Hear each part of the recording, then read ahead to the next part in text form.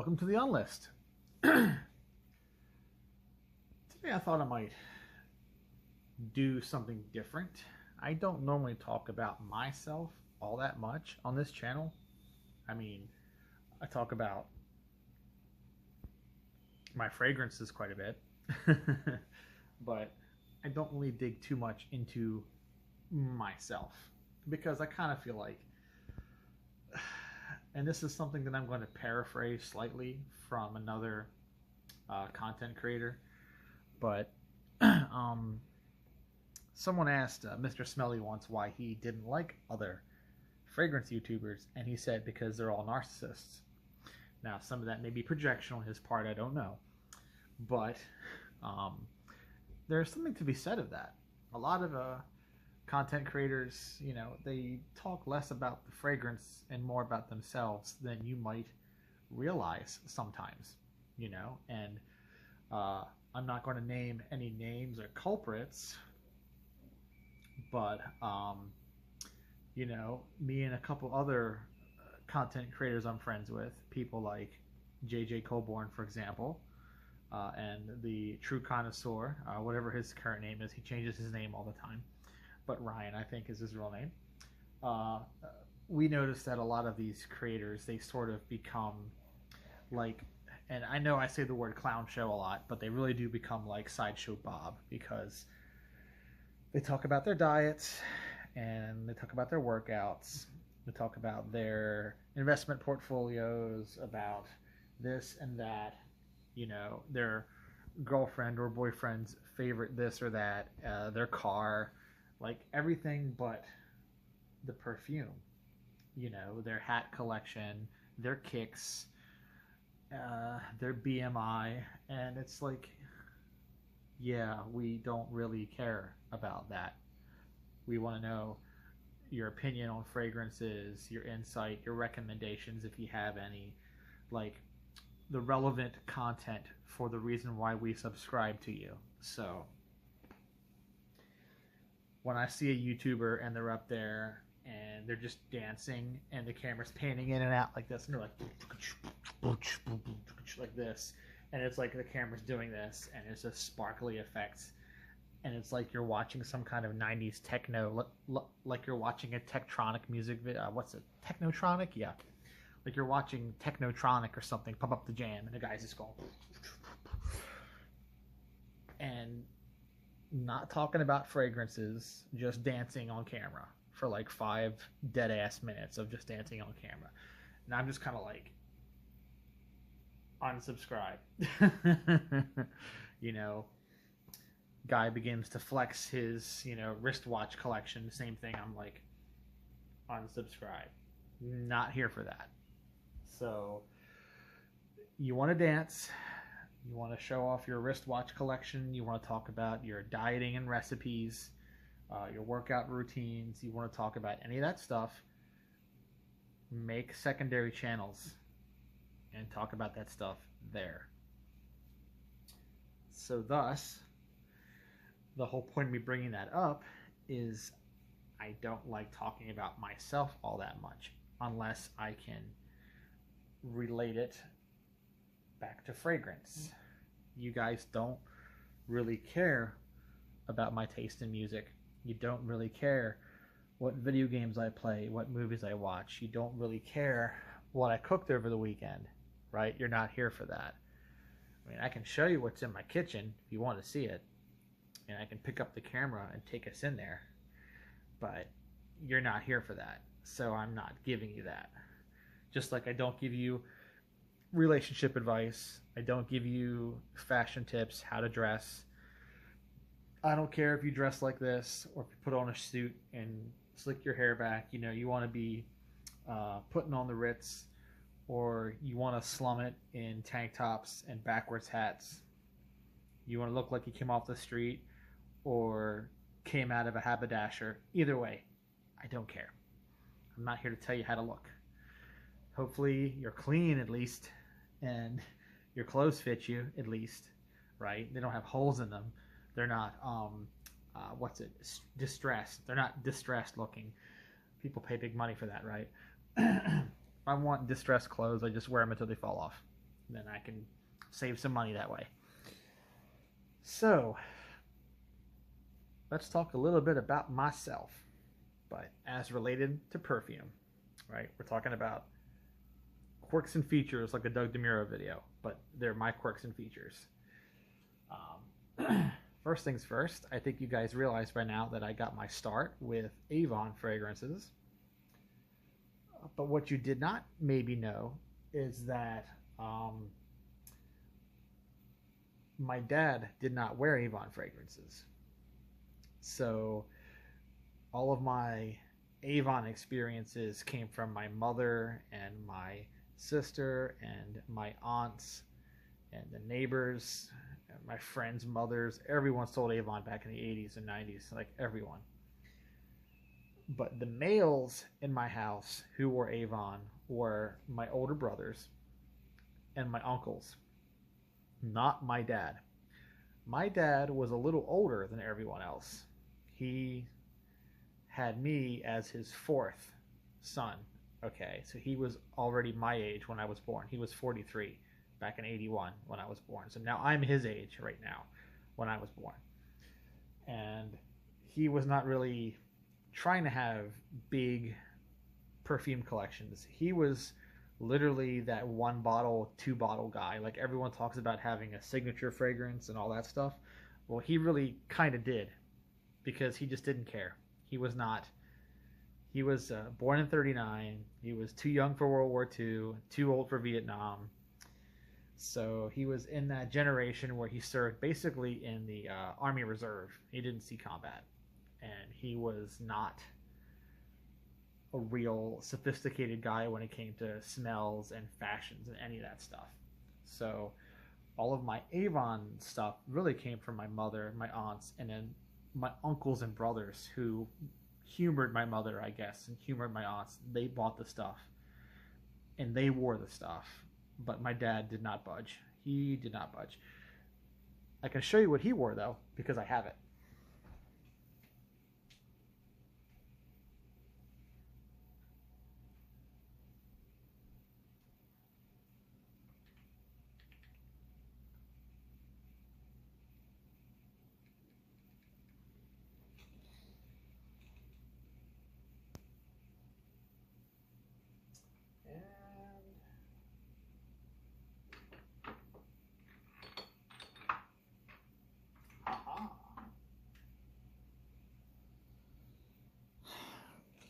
This is actually his bottle before he passed away.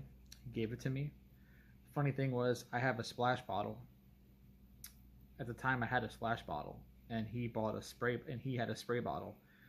And I thought his spray bottle was so cool that I traded with him. I said, "Hey, give me your spray bottle, and you can have my splash bottle." And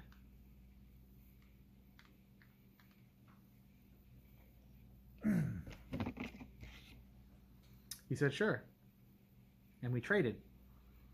And I had it for a little while, and then he passed away. And then when he passed away, I didn't use it anymore. So here it is.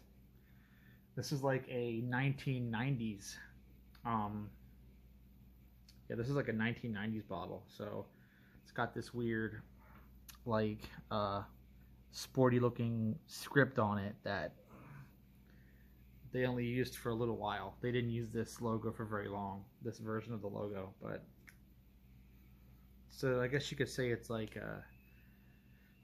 it's not deep vintage, clearly, not from the 30s or 40s, but it's from the 90s, so it's older, I guess. But yeah, this is all he wore, all my dad wore.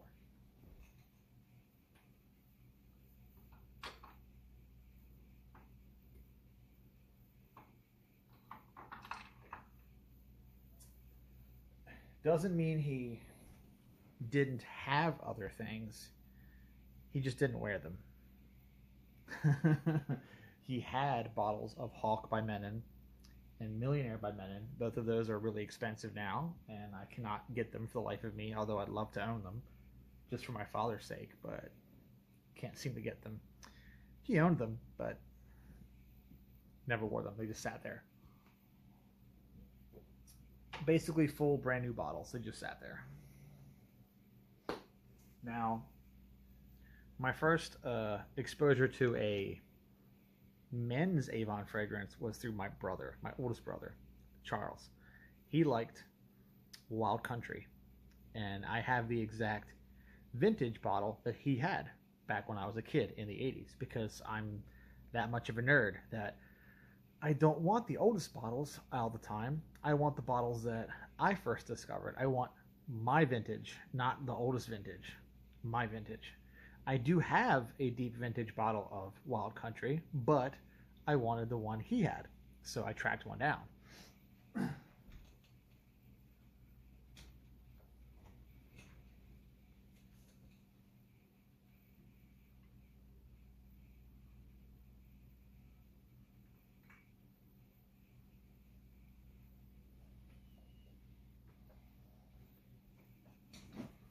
So this is a deep vintage bottle. This is an actual 1967 bottle of Wild Country, and you can tell it's got this really ornate label that's on it, and it's a very dark amber color. It has all the good nitro musks that are banned, that have been banned for decades now. So this is the one that is bad for the environment and potentially bad for your health or whatever, but here it is in all its glory. And it is very musky compared to more recent batches, and very round. Some of that could be age, you know, maybe not made that way initially, but that's how it is now.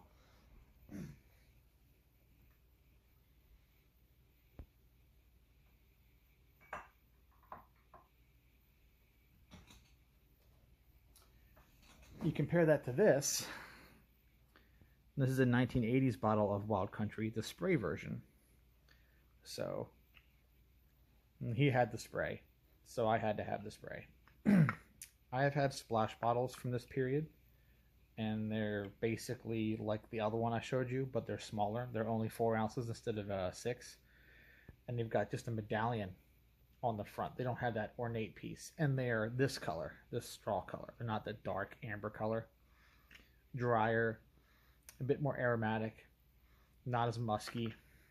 Still really nice though. I actually prefer this to Canoe or Brut. If I want a powdery barbershop fragrance, I usually reach for this.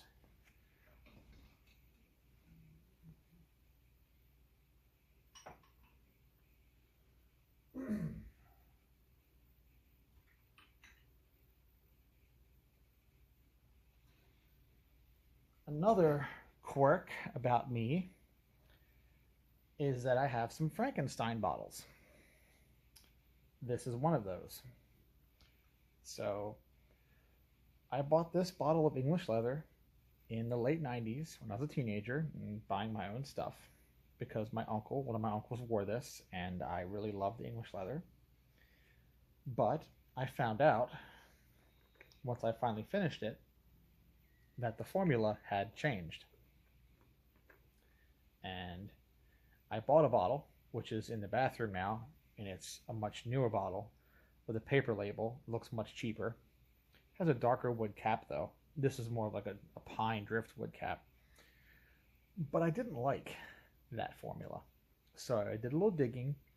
This was like the dawn of online fragrance buying. Like, no one really sold fragrances online yet in the 2000s. I mean, you had eBay, right?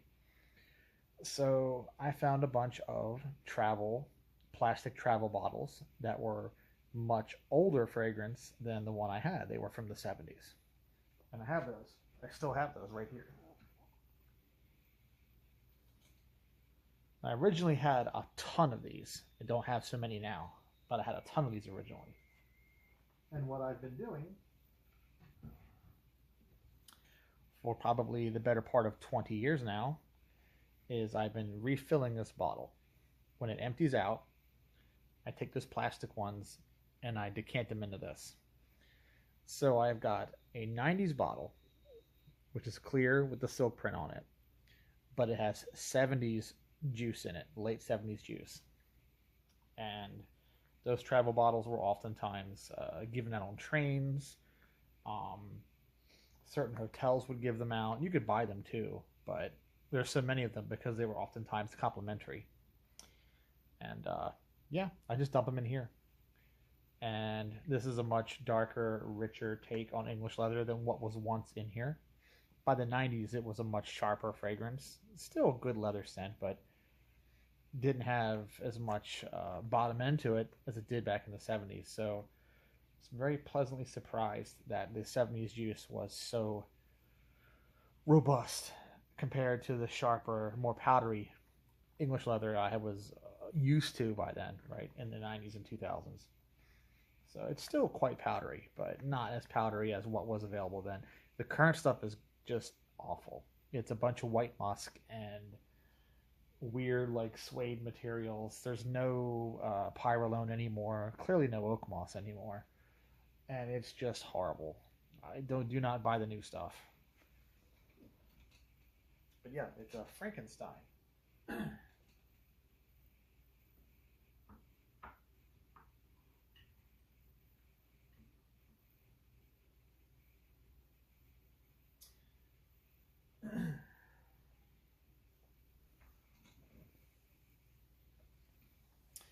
So, another interesting quirk and feature about me is there are certain fragrances that I actually prefer as an aftershave over a cologne.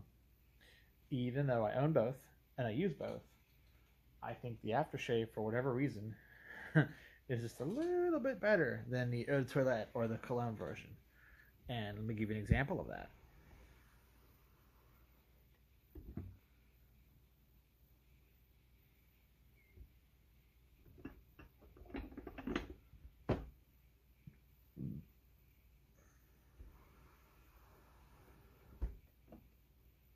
This right here.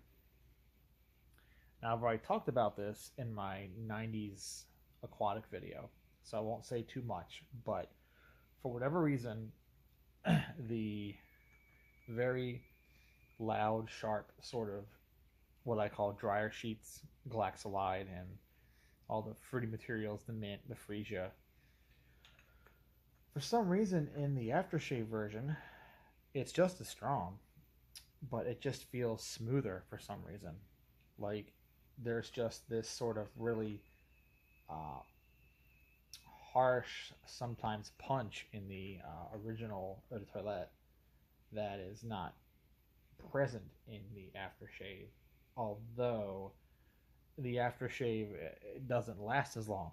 So what I have to kind of do when I use this is I have to shave, like I recently did, and then apply this, and then just do one spray of the eau de toilette behind the ears, and that kind of balances it out for me. But there are a lot of things where I actually think the aftershave is better for whatever reason. And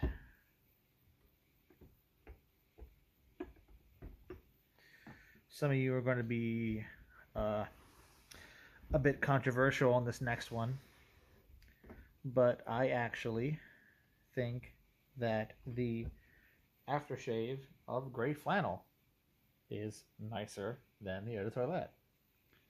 I don't care if we're talking the Jacqueline Cochran stuff or the later EA stuff.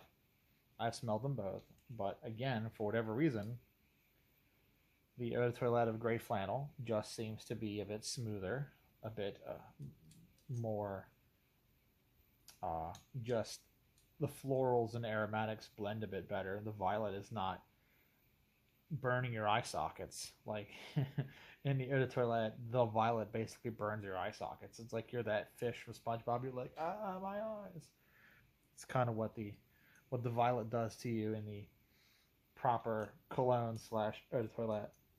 So another one where I will apply a bunch of this and then just do one spray of the eau de toilette behind my ears, and that balances it out for me, and I like it that way. I do the same thing with Sir Irish Moss. I have a big bottle of the aftershave here, and then a much smaller bottle of the spray toilette, and I will do the same thing where I put a bunch of this on after a shave, and then just one little behind the ears of the toilette. I just think it's better. It's a weird thing with me. I don't know. Not a lot of fragrances I feel that way about. Only about a half dozen of them. But the ones that I do, the ones I feel that way about, I always make sure to use the aftershave and then put a little bit of. So if I run out of one before the other, I've got to have both. So I got to run out and find the aftershave if I run out of it or whatever.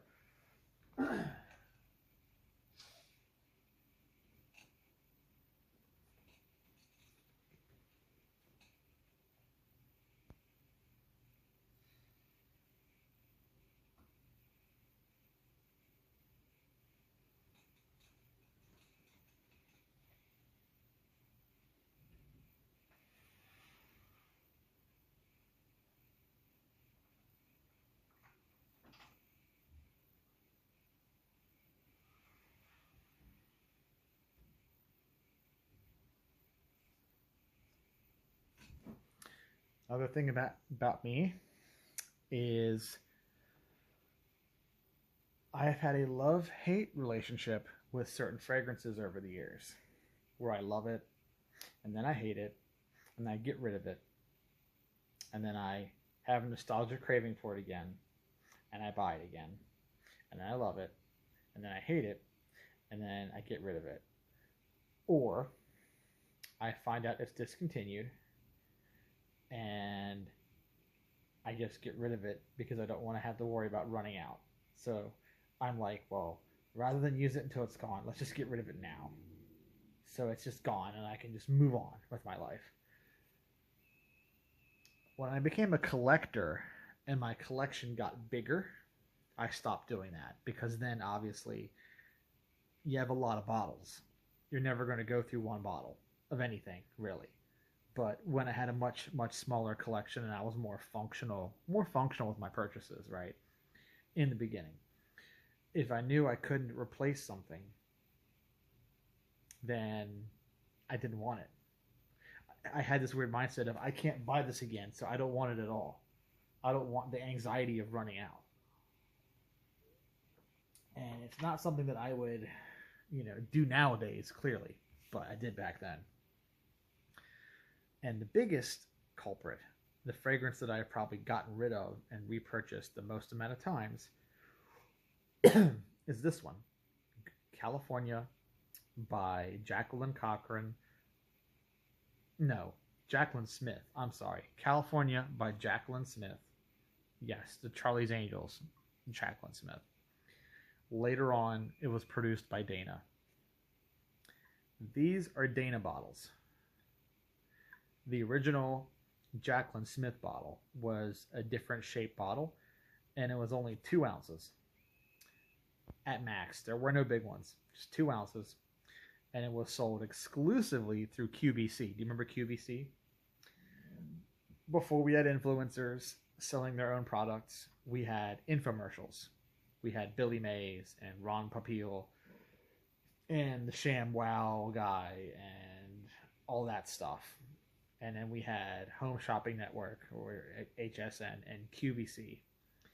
And, well, you bought stuff off your TV. You called the toll-free number at the bottom of the screen, and you bought the thing. And that's how this was originally sold. Wouldn't you know, I was given some that way. And I loved it. And when Jacqueline Smith lost whatever deal she had with QVC, I almost said QFC, which is a grocery store. But when she lost whatever deal she had with QVC, the fragrance disappeared. But then Dana picked it up. And I think for a while, the original QVC bottles were also flushed out. So some retail stores, I think Sears may have gotten some for a while. But it was never like Macy's or Nordstrom. Never any top level stores, just like mid-tier below. When Dana picked it back up, they put it in these bottles. This was how I rediscovered it. So I bought one of these from Walmart because, of course, that's where it was. And I loved it, and it was the same stuff, just different bottle.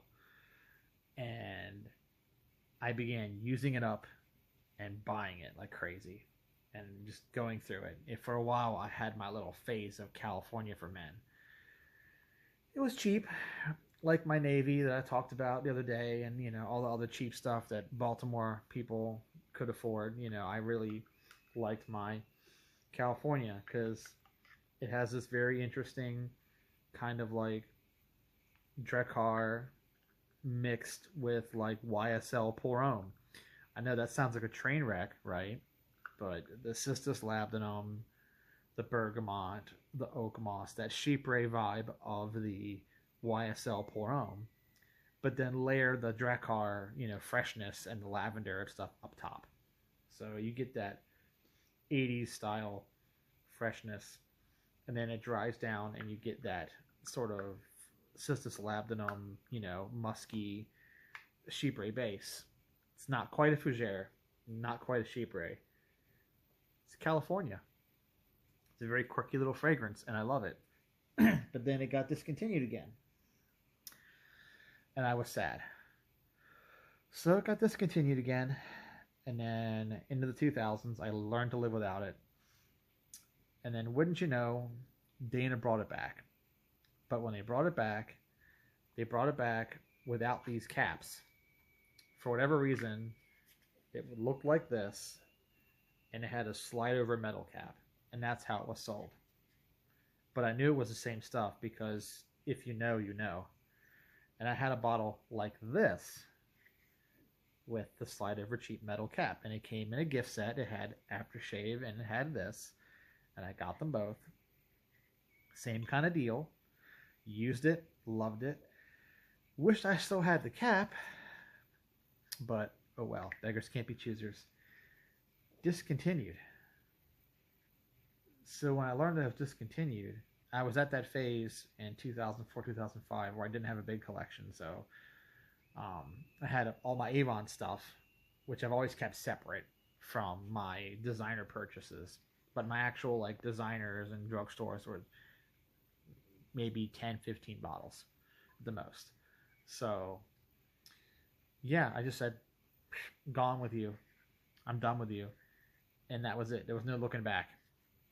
And then somewhere last year, I was just happened to look, and I saw this stuff was all over eBay with the caps, the Dana bottles, which I had more of than the original Jacqueline Smith bottles, and the prices were higher than I was expecting, but they weren't quite unicorn yet. Now they are fully unicorn. Like, I must have got in just in time because I started buying them, and I bought one of these,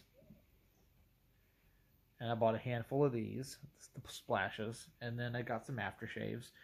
And then as soon as I began buying it up, prices went like someone got a bug up their ass and figured that maybe because I was buying up multiple listings that suddenly this was becoming a valuable, asset worthy.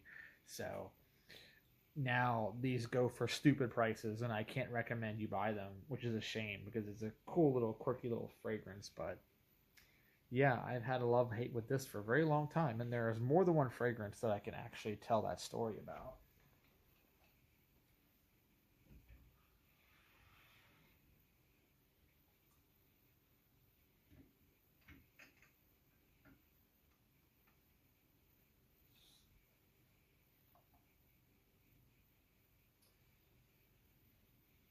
And then, last but not least,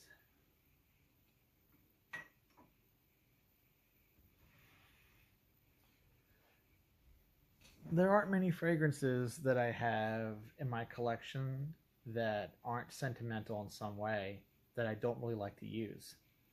This is one of them. It's taken me probably 25, no, because I've had this since the 90s, so I guess we're pushing 30 years. Nearly 30 years I've had this. And it's taken me that long to use this much. And I probably won't. This will probably be buried with me.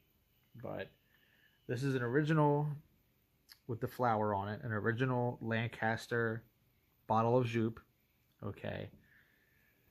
And one of my best friends bought this for me for some occasion, birthday or something. And the problem is the reputation for this stuff. It is so ridiculously over the top strong. Like literally one spray of this, and we'll have to evacuate the entire house. The police will get called. The fire department's going to show up. The hazmat crew is going to come. They're going to rope off the entire neighborhood and declare a state of emergency if I spray this one time. One fucking time. That is how ridiculous this is. One spray of this, and you won't have roaches anymore. You'll fumigate your whole house with one spray of this. And that is why I still have this much of it after all these years. And I'm sure it's only gotten stronger as evaporation has occurred. So it's even worse now than it was back then. And when I was working at Walmart, there was a guy named Fred. Fred from Toys, because he worked in the toys department back when they had one. They don't have one now, but because kids don't buy toys. They're all iPad babies now, right? But he worked in toys. I could smell him from literally halfway across the store. I was in electronics, and toys was literally the opposite corner of the store, like catty corner, like this. Like here's the store, electronics is here, toys is here by the front. I could smell them before I saw him. That must have traumatized me some kind of way, because after that, and I got out of Walmart. By the end of the 2000s, I'd gotten out of Walmart, and I'm like, yeah, I can't. I just can't bring myself to wear this. And here it is. I still have it. And every now and then I just go, no. And this was a birthday present from so long ago, so I can't really get rid of it either. It's sentimental value, but like my dad's Old Spice, it's just there to remind me of why it's there. So, okay, guys, there you go. I've talked about myself for about 32 minutes. Well, the first 5 minutes was dedicated to people talking about themselves and why I don't like to. So 27 minutes of me talking about myself. So this has been the Unlist, and hopefully you enjoyed it. Maybe I'll do it again. If you ask for more weird stories about me, yours truly, I'll give you some more.